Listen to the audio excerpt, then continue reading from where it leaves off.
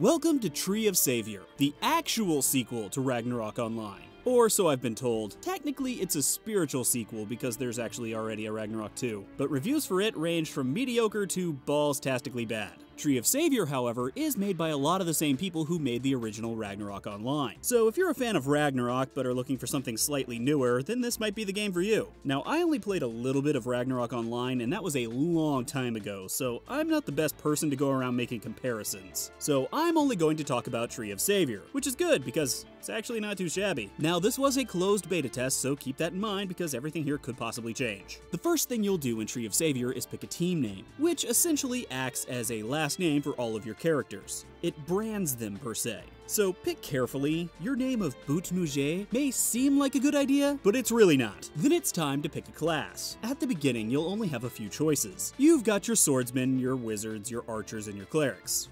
Oh man, I wanted to play as the bartender. This game sucks. Anyway, as you level up, you'll be able to specialize into some different classes, making for a total of 80 f***ing classes. That is insane, and not one of them is a bartender. Then you'll get to customize your character's hair.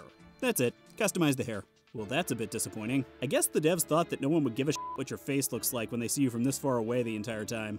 Oh well. So once you're done with that, it's time to enter the game. The first thing you'll probably notice is the graphics. Personally, I think they're gorgeous. However, I am a bit biased because I have loved this art style ever since Final Fantasy Tactics. But I can understand why some people may not like it. I've heard it's too anime-ish or too cartoony, and that may be. It does make for some slightly unrealistic scenarios. Like this lady being able to stand up without snapping her spine like a toothpick. Now, Tree of Savior actually has action combat. And by that I mean you hold down the Z button to do your basic attack and push number keys for special attacks. You know what, action's kind of a strong word, but you will be dodging enemy attacks, which of course are telegraphed by things on the ground.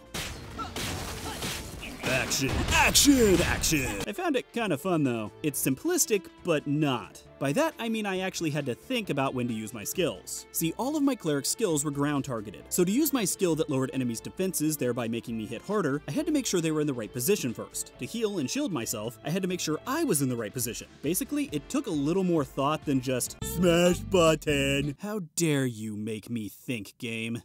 How dare you. Now, as I mentioned earlier, this is just a beta, and my time with the game was very short before the test ended, so I did not get to experience really anything in the game other than running around and killing stuff. But from what I've gathered from people who've had a little more time in the game, this is the major part of the game. Grinding. This is very much a grinding game. In fact, one of the best ways I found to level up was to get into a party and just spawn camp a group of enemies. Talk about your old school MMO nostalgia. I did get a decent glimpse at character progression in the game, which is done by leveling up your character level, your class level, and then distributing some points between your stats and skills. There was also a passive skill level up system that seems like it could get interesting the higher level you get, but at my low level there wasn't much to it. Really, my only complaint about the game at this point was the bosses. Oh dear God, the bosses. If you aren't in a group when taking on some of these guys, it can be a bit, how to put this lightly, really f***ing tedious. I'm not sure if this was due to my own ineptitude in that I should have been grinding to get higher level before taking on some of these quests, or the game's ineptitude by giving these bosses way too much damn health. But it's way easier and less fanboy rage-inducing to just say I'm a big dum-dum and move on. Basically, if you loved Ragnarok Online or really missed the old-school MMO days of grinding out mobs endlessly to gain levels, then Tree of Savior could potentially be the game for you. It's good-looking, plays pretty well, and seems to have a lot of depth there if you really feel like delving into it.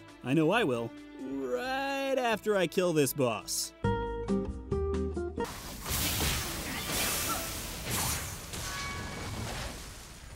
Well, that took longer than expected. Make sure to level up your MMO knowledge by visiting MMORPG.com, subscribing to our YouTube channel, and by following us on social media. To catch up on the week's biggest MMO news, watch our latest MMO FTW. And to see if there's a better MMO out there for you, watch one of our latest First Impressions videos. Thanks for watching.